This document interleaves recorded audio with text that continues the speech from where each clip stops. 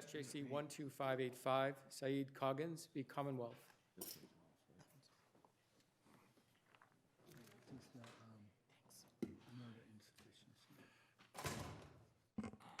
Right, 211. Okay. Reset. Okay, Attorney O'Brien, please. Yes. Good morning. Good morning. Jennifer O'Brien for Saeed Coggins on appeal. The Commonwealth had their chance to convict the defendant in this case of first-degree murder and arson, and they failed to do so. What they essentially proved was that he was somehow connected to it.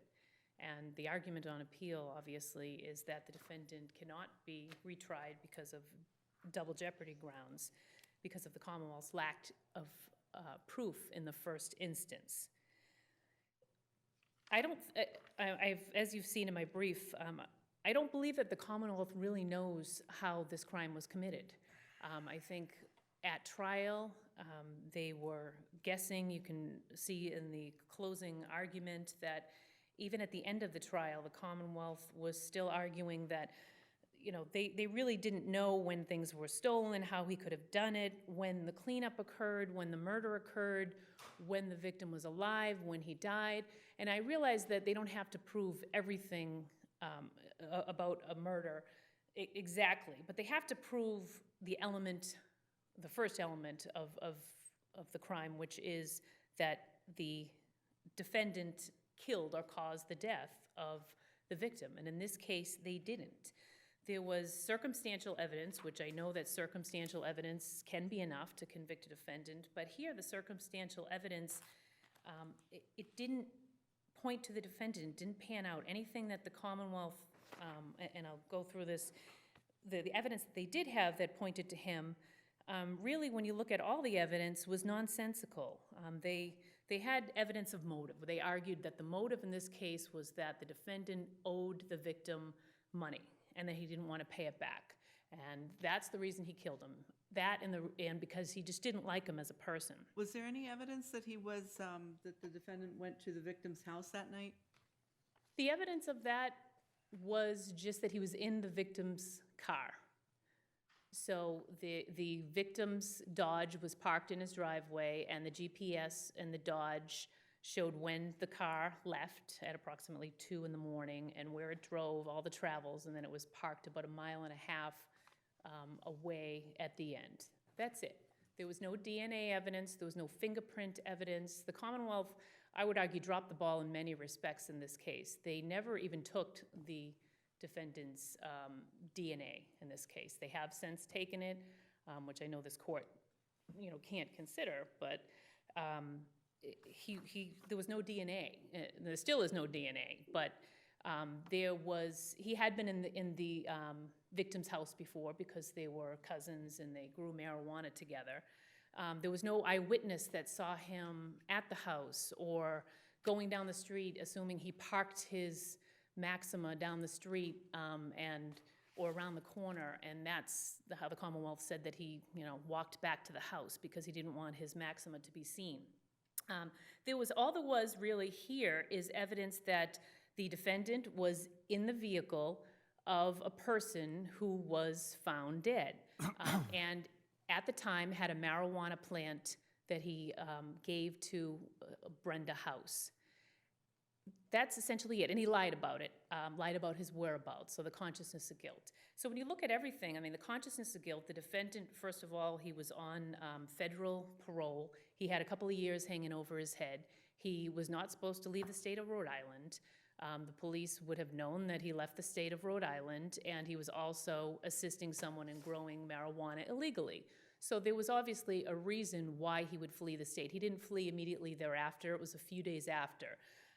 The day after this happened, he was at Twin Rivers Casino, where he gambled and lost $300.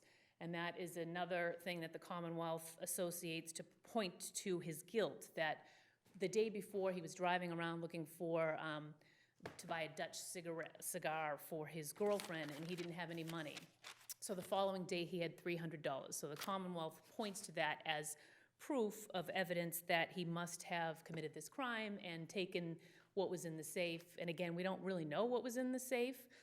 We know that he had a few $1,000s, but again, nobody testified that they saw the money immediately prior to. It was sometime a month or so before the murder that he had $25,000, but he had only about $13,000 left. So that the defendant had $300 on his person the following day and was gambling at Twin Rivers is not proof that he stole $15,000, $6,000, especially where they had him previously gambling large amounts of money for the $15,000 that he had taken. But what motive would the defendant have to kill somebody that was making him money? They were growing marijuana together. He was in debt, and the victim agreed to pay off the defendant's bills. So he was making him money. And if he did take the $15,000, which he agreed, and he lost it and gambled it, it's usually the person that doesn't pay you back that you want to kill, not the person that you owe money to. In this case, the victim couldn't go to the police, arguably, and say, well, you know, I gave my cousin $15,000 to go get some drugs, and he never gave it back to him. So he was really stuck in a position. And all the evidence that the Commonwealth introduced, the Facebook messages, the victim was a nice person who said, hey, even if something bad happened with the money, just let me know, it's fine, we'll still be fine as long as we can keep the house going, growing marijuana. He was kind of letting him off the hook, and it was arguably nicer than he had to be, than you would expect. The marijuana plant, there was evidence that the Commonwealth introduced, again, that the defendant grew marijuana with the victim, and he had access to those plants. In fact, they argued, the prosecutor in the closing argument, that what the defendant did is go and get his half of the marijuana plants. That's exactly what he said he was going to do, and that's what he did. So he would have had to go and take 17 marijuana plants, which half were his, that night. And if he did, that's his own property. So again, why would he kill somebody when half of the marijuana plants were his? And there's the evidence of the marijuana plants, what happened to these plants. Here we had a GPS that tracked the Dodge that the defendant was in. It stopped at Brenda House's house and William House's house and drove around Providence, never stopped, and then came back to its final resting place. So if the defendant took, we don't know how many, but 6 to 17 plants, what did he do with these plants? Did he just, there was no evidence that they were found in the road. Would he steal them just to dump them or throw them out the window? There was no evidence that he gave William House any plants. The police actually never executed a search warrant for William House's house, so we don't know, but he never testified that he had any plants. There was a single plant that they found, and assuming that did belong to the stash from the victim, where are these other plants? There are so many questions in this case that it requires mental gymnastics to try to find the defendant guilty. And I think that that is proof that the Commonwealth didn't meet its burden. How did he do it? I believe that a joint venture instruction should have been given here, I think, because it's really impossible for one person to do all this. If you look at the time required that the defendant would have had to do everything from bound the victim to beat him to put the dogs in the bathroom to steal the safe, the watch, to light a fire from 4 different areas. One person in a 10-minute time frame couldn't have done that, assuming that he stole the plants or took his half of the plants when the door opened for 15 minutes. Here, the Commonwealth's evidence actually helps the defendant because it provides a timeline that he couldn't have possibly done this. If you look at the Xfinity surveillance, it shows when the door is open and closed. Unfortunately, there's no video on that, but it opens and closes, and then 2 minutes later, it opens and closes. So I would argue that that is a strong suggestion that there was more than one person involved. The same thing happens again, opens and closes, opens and closes. It's very, it's the Commonwealth did prove that he very likely was involved. I will go that far, but if they prove that he set it up, that he told somebody, hey, I'm going to get my marijuana plants, this guy has money, do what you want, and took off, he didn't cause the death of the victim in this case. In this case, they have to prove that he actually caused the victim's death, whether the victim died from the rag stuffed down his throat or from the blows or a combination of the two. If that wasn't at the hands of the defendant, then the Commonwealth didn't meet its burden, and that's really the gist of my argument on appeal. There was so much lacking and missing that it just required a jury to try to just say, well, he was in the car, so he had to have something to do with it. That isn't enough, that he might have had a marijuana plant, that he lied, that he was in a car. They have to prove he caused his death, and here they didn't. Are there any Okay. questions? Thanks. Thank you. Attorney Johnston. May it please the court, Tara Johnston for the Commonwealth. As your honors are well aware, circumstantial evidence is enough to establish a defendant's guilt beyond a reasonable doubt, and the Commonwealth may present its case solely on circumstantial evidence. Here, there was ample circumstantial evidence to establish that the defendant murdered Justin Downey in the early morning hours of April 15th. First, my sister doesn't seem to dispute or contest that it was clear that the defendant was the one driving that Dodge Challenger in the middle of the night. We have the potting soil from one of the plants from Downey's home in that vehicle. We know that he was driving that vehicle because his close friend William House testifies at trial that in the middle of the night when the defendant stopped by his house, he was driving that vehicle. He saw him in that Dodge Challenger. So we know he was driving that vehicle that night. Now, we can say, well, that's all we know, but that isn't all we know because what do we have? We have the sensor on the victim's door. And what does it show? It shows that the exact times that was opening and closing would have matched up with the time that the perpetrator, the murderer, was driving that Dodge away. Because from 1:37 to 1:39 to 1:54 is that big 15-minute time span where the door is propped open. And that's the Commonwealth suggested during trial was the time that the victim was bound and gagged. And right after that, 2 p.m. is when we get the GPS signal on that Dodge Challenger. That Dodge Challenger is heading toward Providence. That car comes back, makes its stops to the people who the defendant is close with and knows. William House's house 2 times, Brenda House 1 time in the middle of the night. And then it heads back to New Bedford. And the time of that, when it heads back to New Bedford, it starts heading back to New Bedford at 4:25.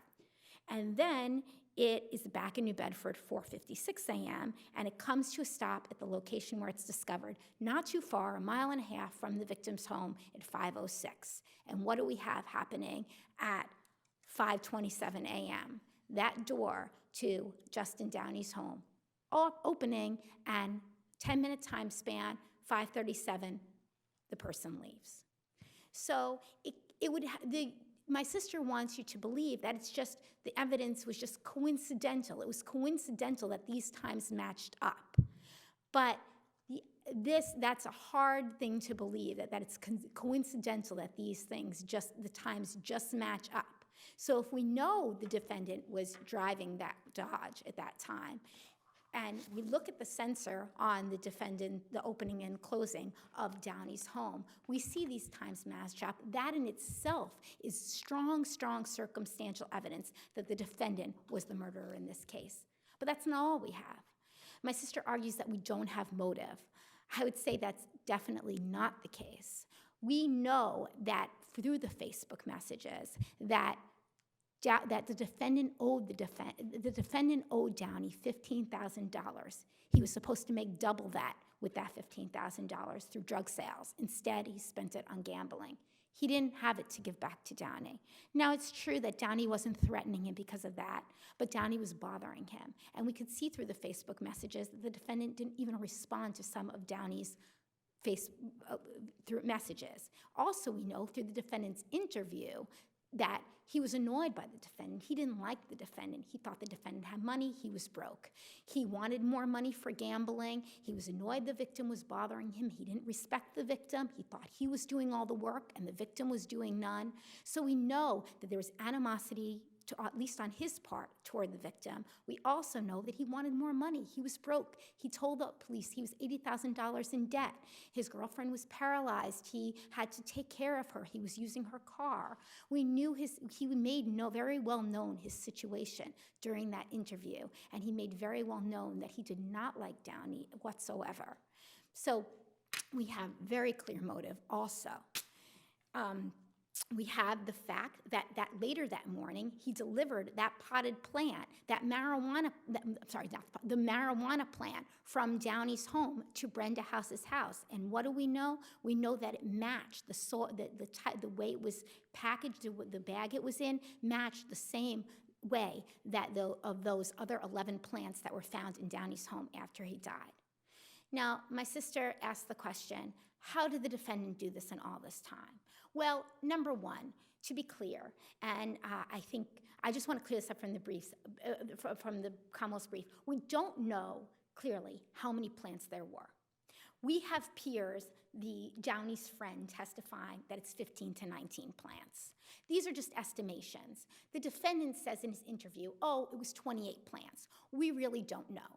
From what we can gather from the evidence presented and what we know from the testimony, we know it could have been anywhere from 1 to 17 plants. It could have been just one other plant. It could have been the plant that he brought to Brenda's house that night. So we don't know the exact amount of plants, but what we know is there was at least one plant that it matched that of the plant in Downey's house. And we know it was the same type of plant. He brought it to Brenda's house that next morning. Also, what else did he steal? He stole a safe, which he knew where it was because he had been to Downey's house numerous times and was cousins with him, and a watch. And he took the keys to the Dodge Challenger. So we have him stealing those items. This is not something, he did not steal a couch. He did not steal a TV. How big was the safe? How big was the safe? I don't think I think it was. I think there's a normal size safe. I don't think anybody testified exactly to how big it was. So I don't know. Not hard for one person to lift? I don't know that, Your Honor. That's not clear from the evidence. What we know was presented is that there were 3 safes in the house, one that had money, and the person there were the 2 safes when they came. 2 of them were empty. So the person who took it clearly knew about which safe had the money because they knew what to take, which is something the prosecutor emphasized during trial. That it just so happened that this person knew exactly what to take and where it was. So this was not some body who had not been in the house before. This was someone who had been there frequently, and that is the defendant. Also, we have now how long would it take to duct tape someone and put a rag in their mouth and then set some fires?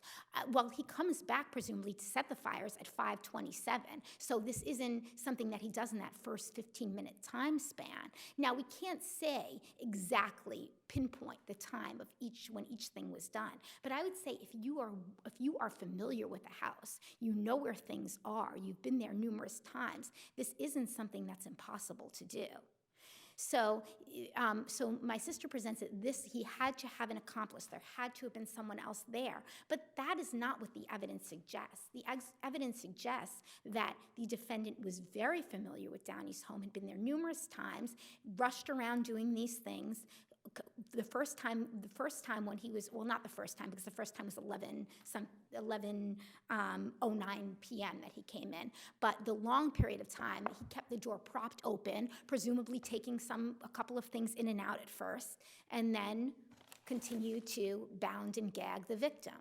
We also know that the victim, from the phone calls that the victim made to his friend and to his mother, where the mother thought she heard snoring in the phone because she couldn't make him out. When they tried to call him back, they couldn't get an answer, that the victim was still alive at that point. But that was then after that, the phone call ceased. So we can see that it was likely that he was bound and gagged at that point the 139 to 154 time point, and then the fire is set later when the defendant returns to the home. So all of these things match up. There's no open gap here where we can't figure out what happened or how the defendant got to the house. We know he was also using his girlfriend's Maxima card that night, her Nissan Maxima, and we know that he got back to the house. And my sister, we know that he got back to the house at 5:27 a.m. And my sister, in her brief, argues, well, that would have been impossible because how would have he gone, and this was argued at trial also, how would have he gone 1.5 miles in that time span, in the short time span, and gotten back to the house? Well, it's simple. There was the Commonwealth argued, and this is true, he drove the Maxima to a closer site and drove it closer to the house and then walked to the house to do what he had to do after he parked the Dodge Challenger. So there was no open-ended questions here. Now, certainly, we cannot pinpoint the exact moment that the victim was killed, but that's not the Commonwealth does not have to do that. The Commonwealth provided a time span, and also the fact that there are other possibilities, there are other hypothetical situations that could have happened, or at trial, the Commonwealth, the defense argued it could have been Leaf, it could have been someone else. Well, first of all, that person had an alibi, but also this isn't a case where there was the evidence suggests that there were two equally possible things that could have happened. This is not that situation. This is a situation where the Commonwealth's evidence clearly established there was circumstantial evidence to show that the defendant murdered Justice Downey. Thank you very much. Thank you, Your Honors. All right.